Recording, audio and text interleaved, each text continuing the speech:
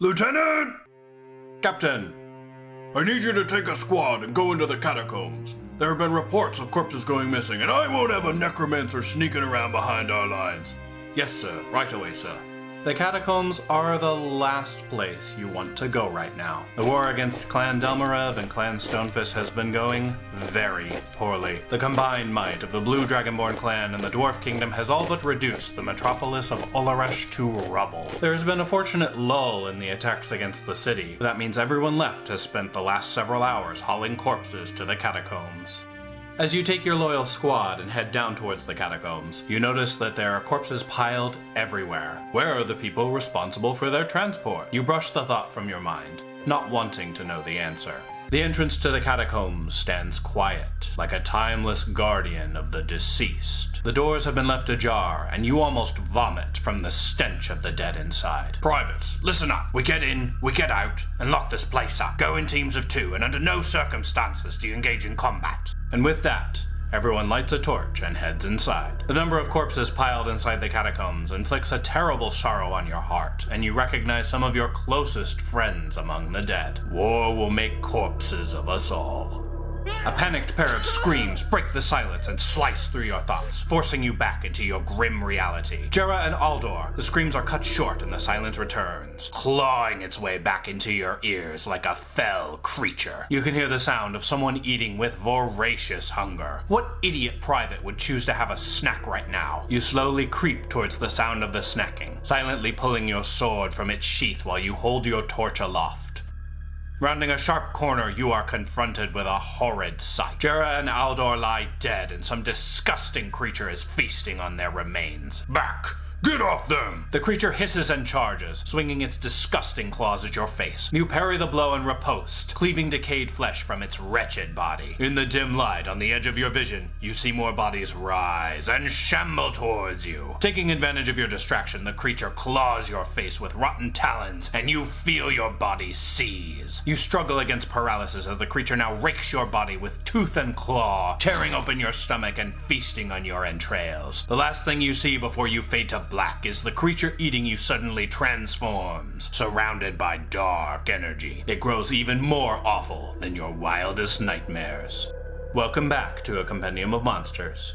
This week's entry, the Ghoul and Ghast. Before we continue, please make sure you've subscribed to my channel. It helps me out a lot. Ghouls are a challenge level 1, medium-sized undead. They have an armor class of 12, average hit points of 22, a speed of 30 feet, and dark vision out to 60 feet. Ghouls have 2 attacks they can choose from, a bite or claw attack. The bite, surprisingly, is the least dangerous of the 2. If you get hit by a claw attack and you're not an elf or undead, you have to succeed on a constitution saving throw or you are paralyzed for 1 minute. You can make the saving throw again at the end of your turns, but during that time that ghoul is auto-critting your poor, defenseless body.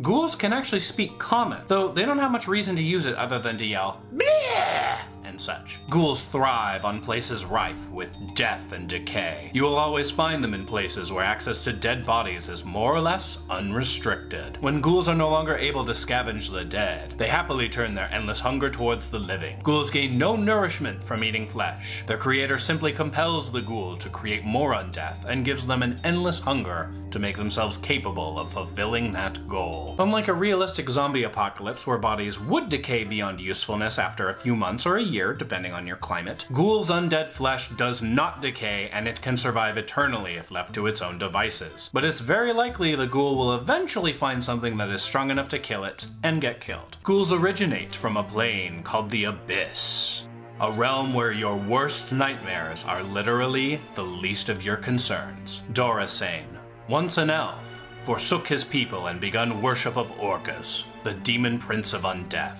Dorasane feasted on human flesh, and Orcus rewarded him with a slight taste of undeath. Dorasane was made into the first ghoul. Dorasane served Orcus faithfully for many years, turning minions into ghouls in Orcus's lair of the Abyss, until Yinaghu invaded. The No Lord nearly wiped out Orcus's domain, leaving Dorasane in dire straits. Dorasane pleaded to Orcus for help, but the Demon Lord abandoned his puppet to its demise. As a last resort, Dorasane begged the Elven Gods for forgiveness and was heard. The Elven Gods helped Dorasane escape certain destruction, and in exchange, Dorasane made the elves immune to Ghoul's paralytic venom. But Orcus would not be outdone. Orcus began twisting ghouls with foul, abyssal energies to create an even more sinister form of undead.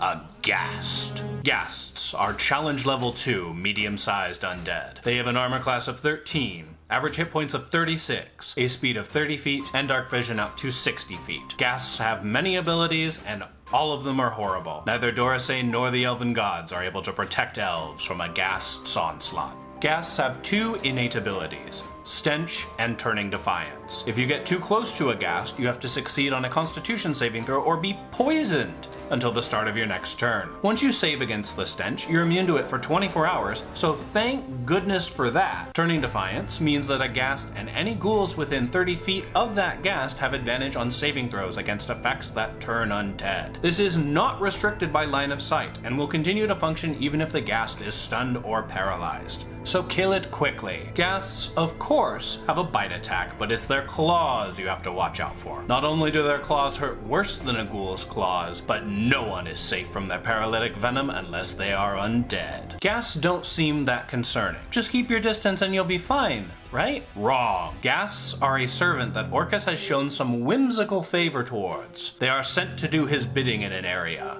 So if you run into a Ghast, know that far more sinister things are going to happen soon. My players have encountered many ghouls and ghasts, both inside the Chilton jungle and around Peacelun. The most memorable incident is the one by the lake, where Barakas was off hunting some ducks to keep as pets, and he noticed a couple across the shore who seemed to be embracing. The woman suddenly struggled and tried to get away, so Barakas decided to fire a warning shot from his bow to let them know he was watching. Despite Barakas' non-violent intent, he accidentally struck the man in the leg, and the poor woman's head suddenly fell off her body. Barakas was confronted by nothing less than a Ghast, which proceeded to chase him around the lake while Barakas used his sending stone to call for help. Nala rushed to his aid, and together they easily slaughtered the undead menace. But what dark implications could this have for Peacelun? Anyways, what do you all think about ghouls and ghasts? Let me know in the comments below. As always, thank you all so much for watching. If you enjoyed this video, please hit that subscribe button and smash that like button. I'll see you all next time.